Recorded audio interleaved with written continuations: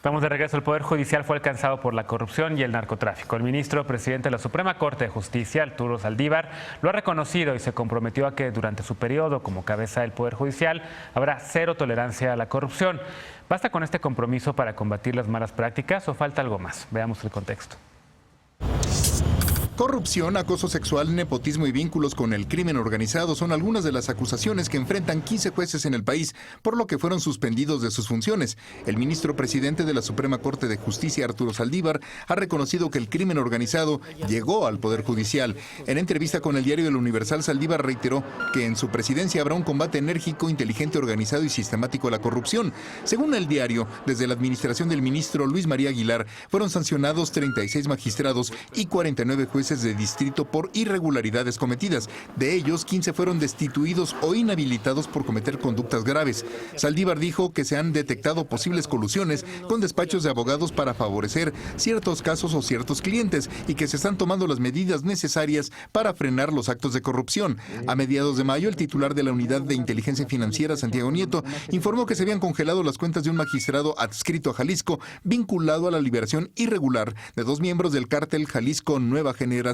Nieto señaló que los recursos no pudieron ser justificados por el magistrado y que este patrón se ha reproducido en jueces federales adscritos a los estados de Jalisco, Veracruz, Guerrero y Colima. El senador Ricardo Monreal denunció al magistrado de Jalisco, Isidro Abelar Gutiérrez, que tenía autos de lujo e inmuebles por 18.7 millones de pesos. Según Monreal, Abelar se reunió con personas vinculadas al cártel Jalisco Nueva Generación antes de otorgar un amparo al hijo del líder de la organización. Hace un mes, el gobernador de Jalisco, Enrique Alfaro, dijo que había explicado al ministro Saldívar cómo funcionan las redes de corrupción en el Poder Judicial de su entidad y entregado documentación sobre las redes de corrupción y complicidad del Poder Judicial de Jalisco con los poderes ejecutivo y legislativo. Saldívar ha insistido en que la renovación del Poder Judicial de la Federación consiste en cero tolerancia a la corrupción y combate al nepotismo, mejor administración y austeridad, mejores jueces y defensores públicos, un Poder Judicial cercano a la gente y sensible a sus necesidades. Punto y contrapunto. Echa ganas. A ver, Lecona, tú querías empezar con este tema, el Poder Judicial y la corrupción que evidentemente hay. Ya decía la nota, todos los problemas que enfrenta el Poder Judicial, que no son nuevos, vienen de muchos años, vienen de otros regímenes, vienen de otros gobiernos y que todavía hoy en día están ahí. Pero está el compromiso del presidente de la Suprema Corte, Arturo Saldívar, como ya también lo consignaba la nota, de que quiere combatir esto. ¿Podrá? ¿Sí se va a poder en esta ocasión? A ver. Pues sí, hay mucho de voluntad política, también como diría el otro. Le dejaron un cochinero y es algo que ha crecido, es algo que ha sido más que evidente por años. Y yo creo que esta entrevista que da el ministro Saldívar al Universal, híjole, es durísima. Desde decir que si el Poder Judicial fuera un paciente, sería un paciente grave y con dolencias, que no había habido un combate enérgico, inteligente, organizado y sistemático a todo el poder, y el hecho de que no pudo negar ante la pregunta expresa que le hace el reportero, el hecho de que en la misma Suprema Corte de Justicia de la Nación exista corrupción, pues nos remite también a lo que está pasando en estos días. Son días muy agitados al interior del Poder Judicial de la Federación.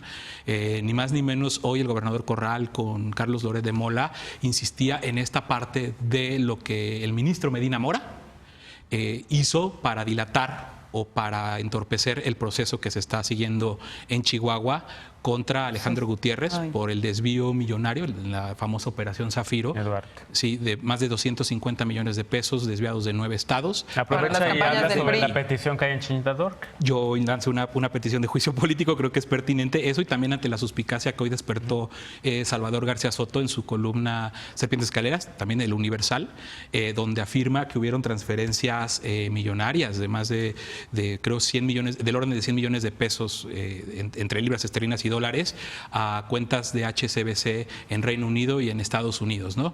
Entonces, bueno, por un lado está el ministro Medina Mora, que siempre lo dijimos, era parte de una cuota y un cuate del presidente Peña Nieto, y que, bueno, desde luego que debe de afectar, si eso está a nivel corte, o sea, concediendo que las acusaciones son ciertas, las que recaen sobre Medina Mora, pues todo el Poder Judicial desde luego que está igual, hablando también de corrupción y de casos que están por lo menos en el ambiente en estos días. A mí me llama la atención que hoy que se concede justo la suspensión definitiva a favor de Emilio Lozoya, la jueza que concedió la suspensión es la misma jueza, ya parece que es la cliente, ¿no? O que Lozoya es el cliente. Fue la misma jueza, y es algo que no se ha resaltado mucho, que le concedió el año pasado también un amparo definitivo a favor de Emilio Lozoya contra las investigaciones por el caso Odebrecht, ¿no? Entonces, tanto como en lo de Odebrecht, como en el asunto ahora de la compra esta que se hizo de la... Que Ricardo Rafael lo había documentado, ¿no? Y eso iba, Ricardo Rafael, de hecho, escribió sobre dos tipos de juezas que existen. Ponía como en el extremo malo a esta jueza que es Luz María Ortega Tlapa, y del otro lado a la jueza Carla Macías de Guanajuato. ¿Sí? Así es, Sí. de Seguridad Cigarra. Sí, o sea, que ha sido muy garantista, que se ha enfrentado realmente, o sus sentencias confrontan realmente el paradigma de la militarización de una forma muy contundente, y es como lo luminoso y lo oscuro del Poder Judicial, y pues definitivamente en lo que tiene que derivar esto, que ya lo hemos dicho muchas veces aquí, es una reforma profunda, una reforma judicial profunda, no nada más que se quede en estos casos y en la posible remoción de un ministro. No es en la purga de algunos ministros, sino que tiene que ir al fondo todo esto, ¿no? Así es. El Eder. Lo hemos hablado en varias ocasiones. Es imposible que el nivel de degradación del país fuera tan profundo si no se hubiera corrompido cada una de las instituciones de este país, incluido el Poder Judicial. Yo celebro que hoy ya abiertamente el presidente ministro hable de este tema, hable de medidas concretas que se van a llevar a cabo, pero además... creo que justo hay voluntad política de muchos actores. En la introducción se hablaba de la postura de Alfaro, que denunció varios casos, el caso de Corral, por supuesto el presidente de la República. Creo que se puede ayudar además Saldívar de la Unidad de Inteligencia Financiera de la Fiscalía para poder generar procesos y casos bien armados para llegar al fondo de todos estos. Solo no va a poder, eso sí, lo tengo muy claro, pero hay buena voluntad de los distintos actores que tienen, además que vienen de distintas tendencias políticas y que todos han manifestado tener conflictos muy fuertes. El caso Veracruz también hay que resaltarlo. O sea, es necesario profundizar en la corrupción, en el nivel de degradación del Poder Judicial. Y que eso venga también en cascada, porque después habrá que hablar, por ejemplo, de los niveles de corrupción también del Poder Legislativo, por ejemplo, ¿no? Entonces hay que profundizar. ¿Ay? No, me han contado. Barbosa.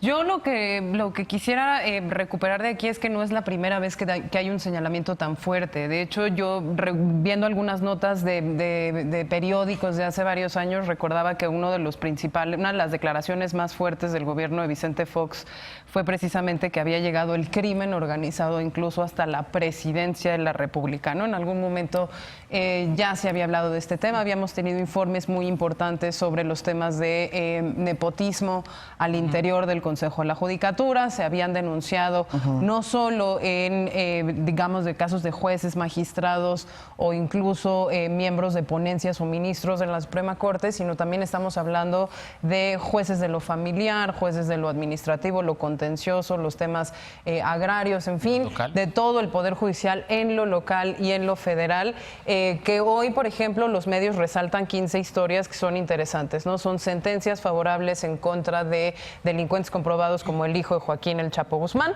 ¿no? Que fue liberado por un juez, o jueces que obstruyeron las investigaciones de asesinatos de cardenales que en su momento pusieron en jaque a la política mexicana. Tú recordarás los años muy difíciles del 93, 94, ¿no? Al respecto de las series que últimamente salen en ciertas plataformas donde el asesinato de estos cardenales pues ponían a estados enteros en jaque. Son jueces, por ejemplo, que también se ha comprobado algún vínculo, pagos con carteles tan violentos y mortíferos como el cartel Jalisco Nueva Generación. Son jueces que además de los casos de corrupción también se les está imputando casos de acoso, ¿no? Y muy relevante para el tema estos momentos del reavivar el Me Too, es gente que ha abusado de su poder para acosar, para violar, para masturbarse frente a miembros de sus propios equipos, para intimidar a mujeres por razones de género, por la vía sexual. sexual y me parece que es particularmente importante que esto lo que hagamos es tomárnoslo con la seriedad. Empezaba con el tema de la declaración porque me parece muy peligroso que nos quedemos en la declaración. Me parece que lo importante es seguir fortaleciendo sobre todo las inhabilitaciones, las sanciones, el fortalecimiento de los órganos internos de control que en las judicaturas, por ejemplo, son los encargados de recibir los números de quejas de los distintos usuarios del sistema de justicia y que ellos deciden sobre todo sobre los ascensos. Claro. Si un juez tiene suficientes reportes como para dudar de su imparcialidad, de su autonomía, de su integridad, no debería convertirse nunca en magistrado. Un magistrado con ese tipo de cargos no debería convertirse nunca en ministro de la Suprema Corte de Justicia, porque solo la sospecha y la sombra de esa sospecha pues nos hace dudar en la confianza que le tenemos a las instituciones. Y nosotros que hemos documentado esto a nivel de lo más bajo, que es el Ministerio Público, sí nos damos cuenta que 70% de las personas que sufre algún tipo de delito, pérdida patrimonial o tiene algún conflicto que debe dirimir en tribunales, no llega a la autoridad por causas imputables a la autoridad. Y eso es lo que me parece fundamental que se atienda y que se atienda además en una visión de largo plazo. ¿Qué me preocupa? Por ejemplo, el no nombramiento de los magistrados anticorrupción, que sigue atorado ahí y que también está en la vía jurisdiccional esperando una orden de un juez para que se obligue de una vez por todas al gobierno a nombrar a esos magistrados.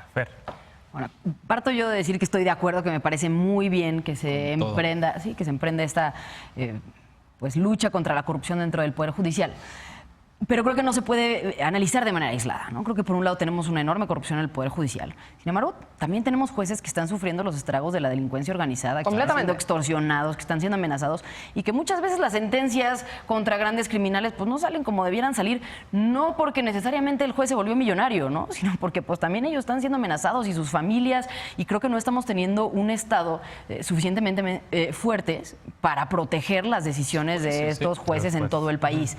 Creo que la reforma tiene que venir acompañada de una verdadera seguridad y garantía, sin excusarlos, porque también finalmente ellos asumieron una responsabilidad y la deberían de cumplir a cabalidad, pero creo que no hay mecanismos para que un juez en estas condiciones pueda, digamos, pedir auxilio a la autoridad sabiendo que va a poder tomar una decisión y tanto él como su familia van a estar protegidos, ¿no? En segundo lugar, creo que también se tiene que analizar, insisto, cuando se analizan estos casos, el rol de la Fiscalía General de la República, las fiscalías estatales, porque siempre nos vamos contra el judicial, ¿no? Y es como, bueno, es que dejaron salir a criminales y es que era evidente que esto se habían hecho mal, pero nunca nos ponemos a ver que la Fiscalía no entrega pruebas, no hace averiguaciones previas, saca declaraciones con tortura, comete ilegalidades y finalmente el juez cumple su labor. No quiero decir que siempre, claro que hay casos de corrupción y por esto partí diciendo que coincido con que se emprenda, pero creo que tiene que ser mucho más complejo.